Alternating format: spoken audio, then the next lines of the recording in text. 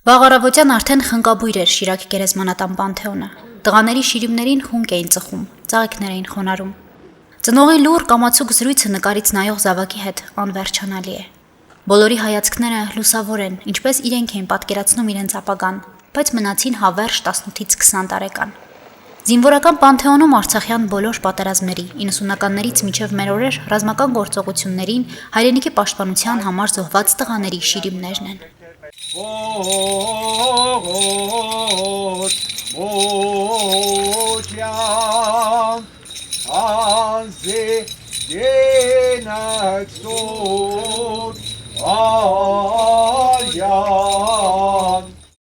Խունկ ու աղոթքով ոգեկոչման արարողությունն ու ծաղիկների խոնարհումը բոլորի հիշատակին են, նաև նրանց, որոնք այս զինվորական Պանթեոնում չեն հանգչում։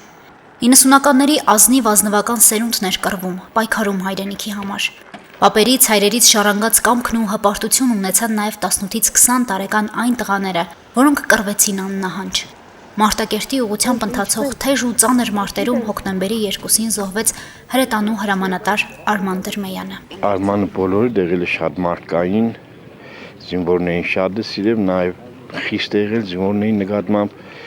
ինչքան մարդիկ կան, ինչքան երեխեք են ծառայել իր մոտ, բոլորը գոհ են, հաճախակի հանդիպում են, աղջիկ ջան միշտ պատմում են, միշտ լավ բաներ, բացի չեմ լսել։ Լավ ենք, մաչան, հեշտ բան չկա, մեզ հեշտ բան չկա, հանգիստ տեղի, նորմալ է, մամջան, ինքը հանգիստ, ամեն մեկ հետ չէ շփվի, ինքը մի քիչ ուրիշ ձև երեխա է, ինքը իր կարիերայի մեջ է շատ արված, մեծ ծրագրեր ու նպատակներ ուներ, որ նոր իր համար էր այդ նպատակը մնաց օդի մեջ լրիվ։ Սամվելը մասնագիտությամբ երաժիշտ էր, տան ավագ որդին, տանը նրան սպասում էին 3 եղբայրներն ու քույրը։ Ընդամենը 2 ամսվա ծառայող էր, երբ 2020 թվականի սեպտեմբերի 27-ին պատերազմը սկսվեց։ Զոհվել է հոկտեմբերի 25-ին ջրականի թեժ մարտերի ժամանակ։ Իսկ Մարտինը մի 3 ամսից վերադառնալու էր։ Բոլորը մոտեցող օրերն էին հաշվում, որ գար ու իր աշխույժ ծիծաղով տունը լցներ, շարունակեր իրեն այդքան հետաքրքիր ծրագրավորողի մասնագիտությունը։ Պատերազմի օրերին խոսում էր մոր հետ, վստահեցնում, որ ամեն բան լավ է լինելու։ Հոբարի 22-ին Աշտեն հետ պետք է գար։ Ինքը միշտ էլ կա։ Ինքը միշտ մեր կողքին է, հա։ Շարքային զինվորին մենակ չթողնելու, դիրքն ու խրամատը միասին պահելու երթմանը հավատարիմ մնաց Չոկատի հրամանատար Մարտուն Տոնոյանը։ 29-ամյա հրամանատարը իր զինվորների հետ զոհվել է Ջաբրայիլում 2020 թվականի հոկտեմբերի 14-ին։ Ջոգի հրամանատար էր, առանց իրան ծեր չեմ կրնա, առանց ընկերներից չեմ կրնա, մարջանես թողել։ Հայրենիքի համար գծառայր։ Եկավ դրանք դեմը կանգնած, ասեցի մինաշ ջան մի կնա, սավ չեմ աբդեշտամ, սավ որտեղ ընկերներս ընդեղ ես գնաց, բայց սավ պետք է գամ։ Եկավ չեկավ ամսու 6-ին, խաբարն եկավ հոկտեմբերի 6-ին,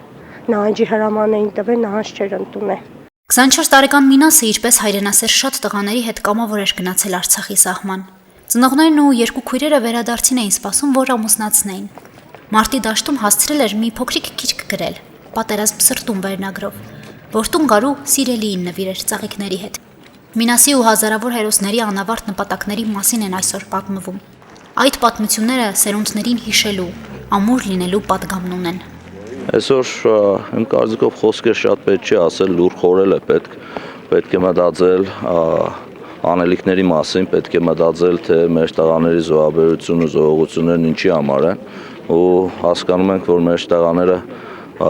իրանց ամենաթանկն են տվել Հայաստանի Հանրապետության անկախության ու ինքնիշխանության համար, Հայաստանի Հանրապետության հարատևության համար։ Եվ մենք բոլորս պարտավոր ենք ու պարտական ենք մեր տղաների կյանքի կենով պահած հողը պահել, շենացնել, զարգացնել ու խաղաղություն բերել։ Իրականում բոլոր պատերազմների իմաստը խաղաղությունն է։ Մեր տղաները իրենց կյանքի կնով խաղաղություն են բերել Հայաստանի Հանրապետությունը եւ թող հարատև լինի այն խաղաղությունը, որը մենք ունենք։ Շատ ծանր կնով խոնարհվում են բոլոր մեր նահատակների առաջ։ Զինվորական Պանթեոն մարդկանց հոսքը դեռ երկար շարունակվեց։ Մոտենում էին տղաների շիրիմներին իրենց երախտիկը հայտնում ու ծաղիկներ խոնարհում։ Հայոց բանակի կազմավորման նախօրեին սահմանված հիշատակի օրը մարդիկ անվանեցին երկնային բանակի օր։ Նրանք դարձան հավերժ զինվորներ, մայրերը հավետ զինվորի մայրեր։ Հասմիկ Թումասյան, Վահագն Վարակյան, Հորիզոն